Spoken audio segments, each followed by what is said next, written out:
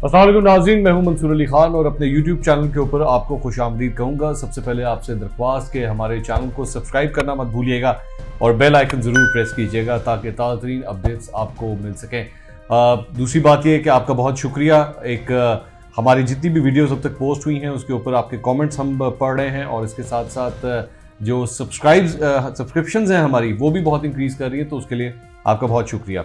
आगे चलते हैं और सबसे इंपॉर्टेंट टॉपिक जो आज का है वो पीडीएम का, पाकिस्तान डेमोक्रेटिक मूवमेंट का तीसरा जलसा जो आज कोयटा में मुनक्किद होने जा रहा है।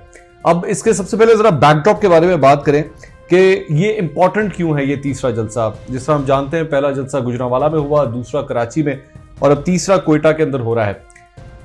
ये तीसरा जलसा इसलिए इंपॉर्टेंट है कि सबसे पहले तो ये दहशतगर्दी के जो खतरात हैं उसके साए तले ये जलसा मुनक्किद किया जा रहा है। बलूचिस्तान गवर्नमेंट ने एक रिक्वेस्ट की थी पीडीएम से कि जनाब अपने जलसे को मौखर कर दें क्योंकि दहशतगर्दी का हमें डर है और हम जानते भी हैं कि कोयटा जो है एक बड़ा सेंसिटिव एरिया है, वहां पर यह जलसा मुनक्किद किया जा रहा है। अगर इसकी थोड़ी सी हिस्ट्री के बारे में बात करें तो हमारी रिसर्च टीम ने जो तफसीलात निकाली हैं उसके मुताबिक अब तक कोयटा के अंदर 3 दहशतगर्दी के वाकयात सिर्फ इस साल के अंदर हो चुके हैं।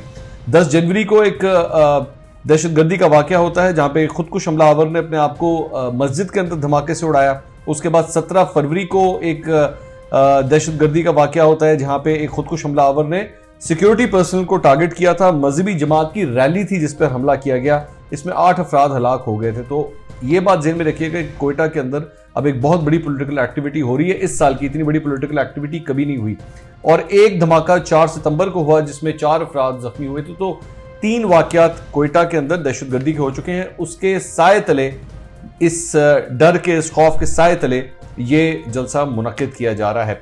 11 जमाती जो इत्तेहाद है उसके अंदर जो दीगर पार्टीज हैं उनके हवाले से भी ये बड़ा इंपॉर्टेंट है क्योंकि पहले जो जलसा था वो नून लीग का एक गढ़ था जहां पे हुआ, फिर उसके बाद दूसरा शो जो है वो पीपल्स पार्टी का गढ़ था।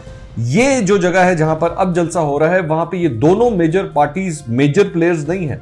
इसके अंदर जो मेजर प्लेयर्स आते हैं वो पीके मैप आती है, एएनपी आती है और जेयूएफए आती है। ये 3 ऑपोजिशन की जमातें हैं जिनके लिए ये जलसा बड़ा इंपॉर्टेंट है और ये कितनी बड़ी तादाद में लोग लेकर आते हैं ये बात बड़ी इंपॉर्टेंट है। जलसा मुनक्किद किया जा रहा है अयूब स्टेडियम में। अब अयूब स्टेडियम जो है वहां पर 3 मुख्तलिफ ग्राउंड हैं, क्रिकेट का, हॉकी का और फुटबॉल का। फुटबॉल के ग्राउंड को चुना गया है इस जलसे के लिए। फुटबॉल के ग्राउंड के हवाले से मेरी आज कोयटा में अपनी टीम से बात हुई। उन्होंने जो तफसीलात हमें दी हैं वहां पे तकरीबन 25 से 30 हजार लोग इस जलसागाह के अंदर आ सकते हैं। मेरी जो इतलात हैं उसके मुताबिक 25 से 30 हजार लोग तो बड़े आराम से ये लोग भर लेंगे, कोई इतनी बड़ी बात नहीं है। लेकिन एक और जो इंपॉर्टेंट बात जो मैंने पता करवाई वो ये थी कि जिस तरह गुजरांवाला के अंदर हमने देखा कि वहां पे कंटेनर्स रखकर रोड ब्लॉक्स किए गए थे, लोगों को गिरफ्तार किया गया था। पीडीएम के लिए ये जलसा इस हवाले से बड़ा इंपॉर्टेंट है कि ये भी दूसरों की टेरिटरी के अंदर ये जलसा मुनक्किद किया जा रहा है। बलूचिस्तान के अंदर आप जानते हैं कि पाकिस्तान तहरीक-ए-इंसाफ की इत्तेहादी हुकूमत वहां पे मौजूद है, बाप वहां पे मौजूद है, बलूचिस्तान अवामी पार्टी जो है उसकी हुकूमत है वहां पर। तो वहां पे उनकी जानिब से क्या इस ऑपोजिशन के लिए रोड़े अटकाए जाते हैं या नहीं, फिलहाल अभी तक कोई ऐसी रिपोर्ट नहीं है। अब इसके बाद जो है वो जब फ्री हैंड दिया गया है उसके बाद क्या सूरत हाल होती है ये बड़ी इंपॉर्टेंट है। दूसरा बैकड्रॉप अगर हम बात करें कराची के जलसे से लेके कोयटा के जलसे के दरमियान में क्या कुछ हुआ है, और हम जानते हैं कि जलसे की रात ही बल्कि अगले दिन सुबह जो है ये वाकया पेश आया जिसमें कैप्टन सफदर को गिरफ्तार किया गया और मरियम नवाज के मुताबिक उनके कमरे का दरवाज़ा तोड़ा गया और कैप्टन सफदर को गिरफ्तार किया गया। उसके बाद मजीद डेवलपमेंट्स ये हुई कि ये खबर सामने आई कि जनाब जो सेक्टर कमांडर हैं उनके यहाँ पे आईजी सिंध को ले जाया गया, जिसके बाद वो लोग सारे छुट्टियों के ऊपर चले गए। बिलावल भुट्टो जरदारी ने उसके बाद प्रेस कॉन्फ्रेंस की और आर्मी चीफ जिनके हवाले से जो कुछ कहा गया था पीडीएम के पहले जलसे के अंदर, उन्हीं आर्मी चीफ ने जो है इस वाक़े का नोटिस लिया और तहकीकात का हुक्म दिया। तो उसके बाद अब सवाल यह आता है कि तीसरे जलसे के अंदर टोन कैसी होगी, बॉडी लैंग्वेज कैसी होगी, क्या अल्फाज बोले जाएंगे। अच्छा, जहां अल्फाज बोलने की बात है, मैं एक और बड़ी इंपॉर्टेंट बात जिसके बारे में मैं आखिर में जाके बात करूंगा वो है वजीर आज़म इमरान खान का इंटरव्यू जो इन्होंने दिया है। मैं उस पर भी जरा आगे चल के तफसील से बात करूंगा, लेकिन अभी जरा वापस जलसे के ऊपर आते हैं। अब इस जलसे के अंदर क्या गुफ्तगू हो सकती है, किस चीज को टारगेट किया जा सकता है। एक बात जो मरियम नवाज कह रही है वो ये कह रही है कि जी नवाज शरीफ साहब खिताब तो जरूर करेंगे। बिलावल भुट्टो जो है वो गिलगित बल्तिस्तान गए हुए हैं और बिलावल भुट्टो क्या वहां से खिताब कर पाएंगे या नहीं, अब ये जरा ट्रिकी सिचुएशन है। एक बात तो कंफर्म है कि वो आ नहीं रहे, वो वीडियो से खिताब करेंगे, यानी कि वीडियो लिंक के जरिए खिताब करेंगे। अब गिलगित बल्तिस्तान के हवाले से भी इंटरनेट के बड़े मसाइल हैं वहां पर। क्या उस मौके के ऊपर वो ये कनेक्शन ले पाएंगे या नहीं, ये मेरे ख्याल में एक टेक्निकल गुफ्तगू है, वो भी उसके लिए हमें इंतजार करना पड़ेगा। टॉपिक्स क्या हो सकते हैं जो डिस्कस किए जा सकते हैं?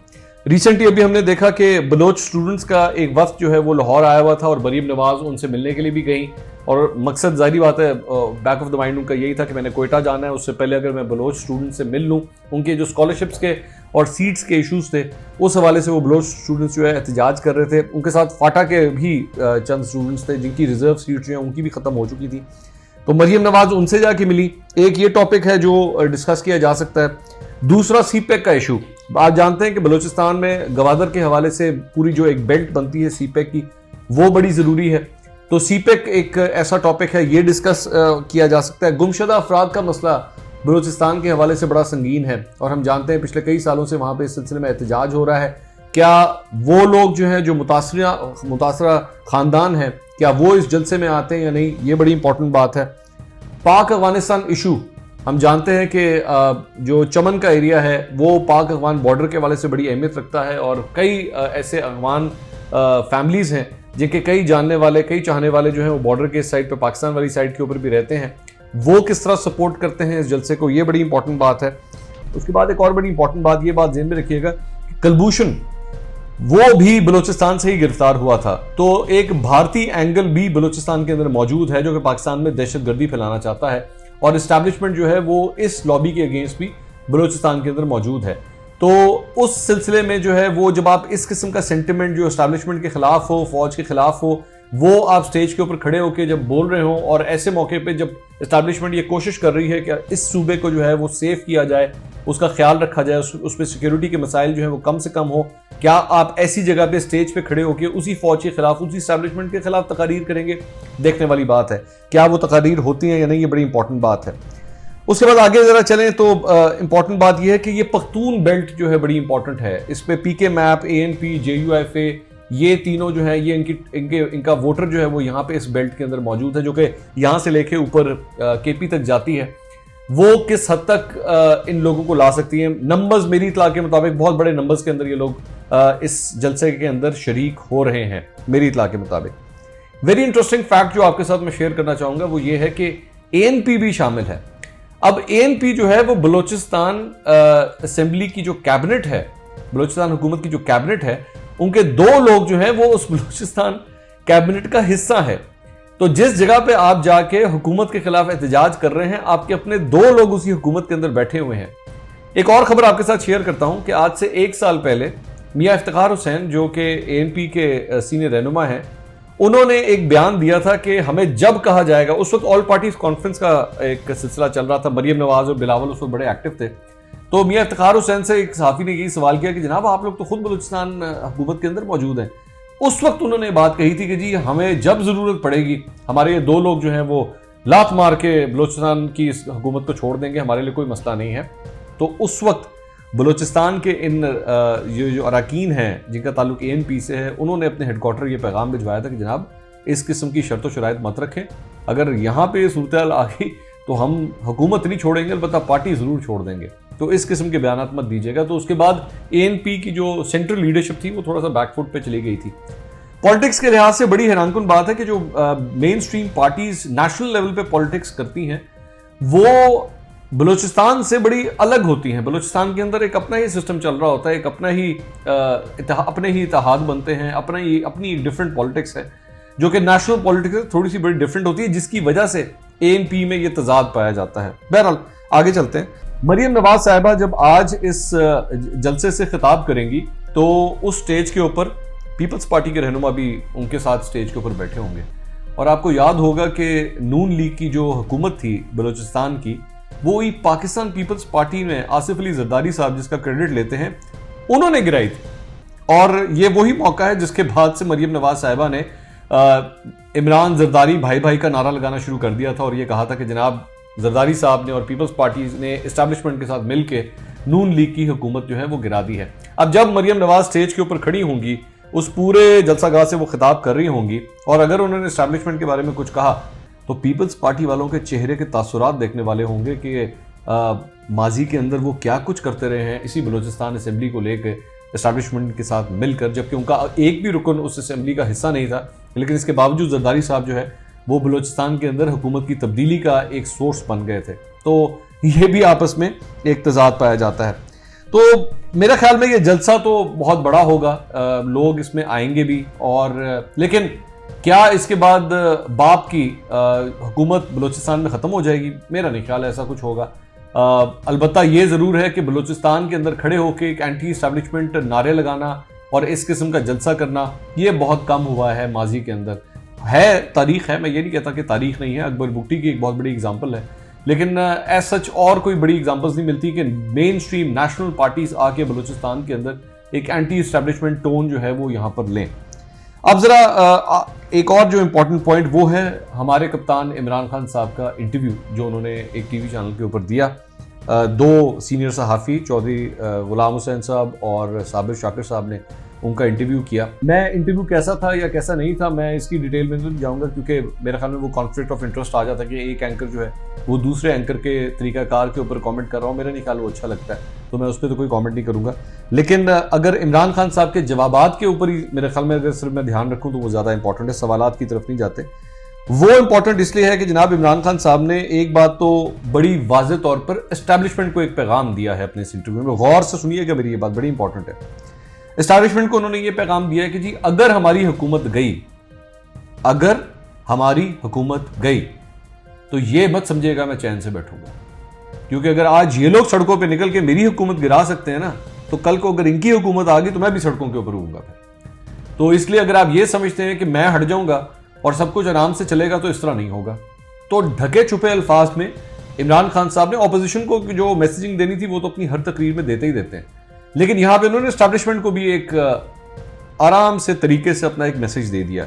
दूसरी बात, एक और एस्टैब्लिशमेंट को जो उन्होंने मैसेज दिया, उन्होंने कहा कि आर्मी चीफ को जो है वो ऑपोजिशन के रहनुमाओं से नहीं मिलना चाहिए था। ये किसकी बात कर रहे हैं? ये बात कर रहे हैं गिलगित बल्तिस्तान के हवाले से आर्मी चीफ ने जो ऑपोजिशन के रहनुमाओं से मुलाकातें की थी, जिसमें मुस्लिम लीग नून का वफ्द भी किया था, पाकिस्तान पीपल्स पार्टी का वफ्द भी किया था, जिसमें इमरान खान साहब मौजूद नहीं थे।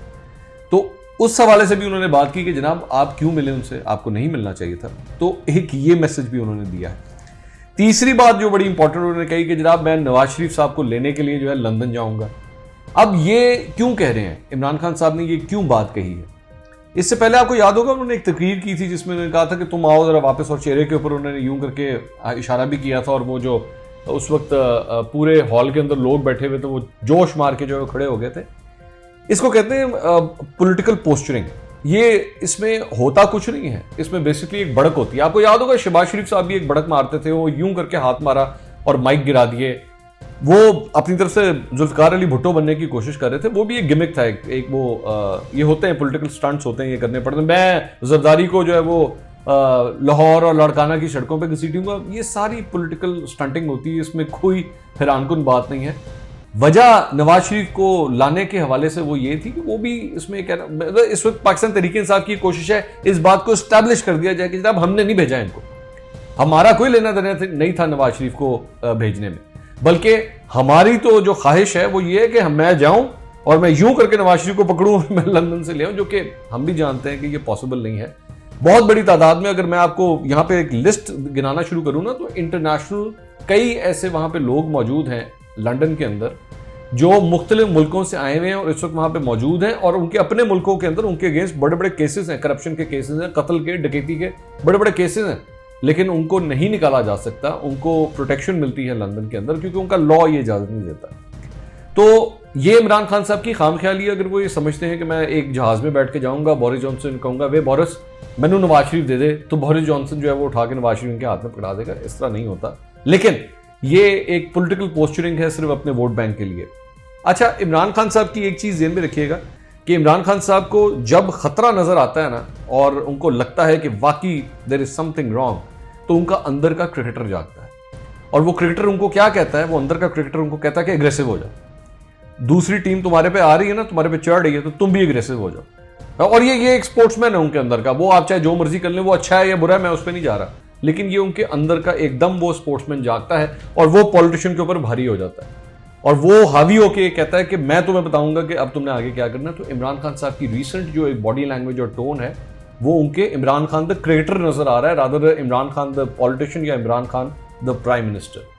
तो अगर तो ये है और इस तरह वो अपने वोट बैंक को इंटैक्ट रख सकते हैं, बहुत अच्छी बात है। लेकिन आने वाले दिन जो है वो बड़े टफ साबित हो सकते हैं अगर ये ऑपोजिशन की ये तहरीक मोमेंटम गेन करती रहती है। और जो दो वाकयात हुए हैं कैप्टन सफदर के हवाले से और उसके बाद अली इमरान जो जर्नलिस्ट हैं, जिस तरह वो गायब रहे, 22 घंटे के लिए वो गायब रहे, उसके बाद क्योंकि इसकी तमाम तर जो सवालिया निशान उठता है वो हुकूमत की तरफ उठता है और वफाकी हुकूमत की मैं बात कर रहा हूँ, क्योंकि जाहिर बात है वही अली इमरान ही वो जर्नलिस्ट थे जिन्होंने कैप्टन सफदर की वो फुटेज दी थी सबसे पहले उन्होंने ब्रेक की थी।